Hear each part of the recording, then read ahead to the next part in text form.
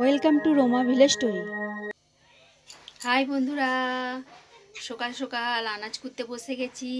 আর আজকে আমি কি বানাবো, নতুন জিনিস, চলো তোমাদেরকে দেখাই। এই দেখো, এইটা কি তোমরা জানো তো? এই জিনিসটা, এইটা আজকে আমি বানাবো। আর এটা যদি কেউ নাম জেনে থাকো তো কমেন্টে আমাকে জানাবে। আমি নাম জানি না ঠিক, কিন্তু তোমাদের দাদাভাই নিয়ে এসেছে, বাড়ি আসলে আমি জিজ্ঞেস করবো এটা কি নাম।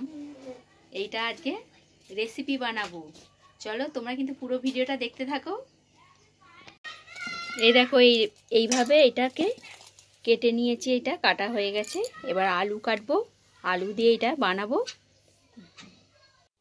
দেখো আমি এখানে রান্না বসিয়ে দিয়েছি, আর আমি কিন্তু শুধু ওই সবজিটাই নয়, তার সাথে আরও কিছু সবজি বানাচ্ছি।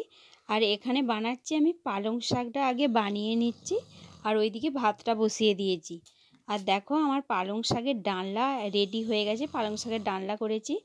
আর ওই সবজিটা বানানোর জন্যে আমি তো নামটা জানিনি, তোমাদের দাদাভাই এলে নামটা জিজ্ঞেস করো। তোমরা ততক্ষণ কমেন্টে আমাকে জানাবে তোমরাও যদি জানো নামটা। তারপর আলুটা ভেজে, আর আমি ওইটা ভেজে নিচ্ছি, দিয়ে আমি একটু জিরে ফোড়ন দিয়ে আর পেঁয়াজ কুচি, ওইটা আদা বাটা রসুন বাটা দিয়ে ওইটা বানাচ্ছি। আর মটরশুঁটি টমেটো দিয়ে দিয়েছি, দিয়ে আলু আর ওই সবজিটা ভেজে তুলে দিয়েছি। দেখো রেডি হয়ে গেছে। আর এটা তোমাদের দাদাভাই এসে আবার জিজ্ঞাসা করেছিলাম, ওইটার নাম হচ্ছে বকলি। ওই বকলির রেসিপি কিন্তু খেতে দারুণ লাগে।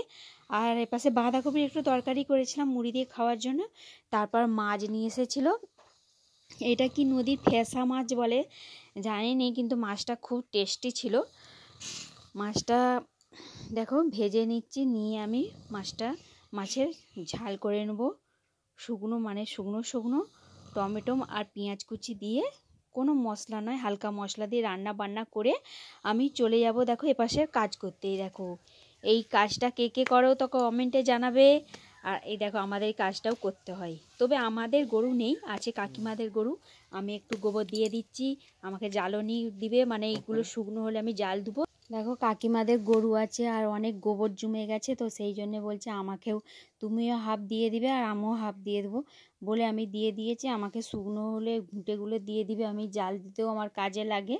জ্বালনের খুব প্রয়োজন, খুব দরকার। আর সবসময় তো গ্যাসে রান্না হয়নি, গ্যাসে করার থেকে উনুনে কিন্তু তাড়াতাড়ি রান্নাটা কিন্তু তাড়াতাড়ি হয়। তারপর দেখো এসে চান টান করে খাওয়া দাওয়া করে নিয়েছি। খাওয়া দাওয়া করে এবার বাগানে একটু বিকালে গিয়েছিলাম। তারপর সন্ধেবেলা এসে বানাচ্ছি আজকে দেখো একটু সুজি বানাবো।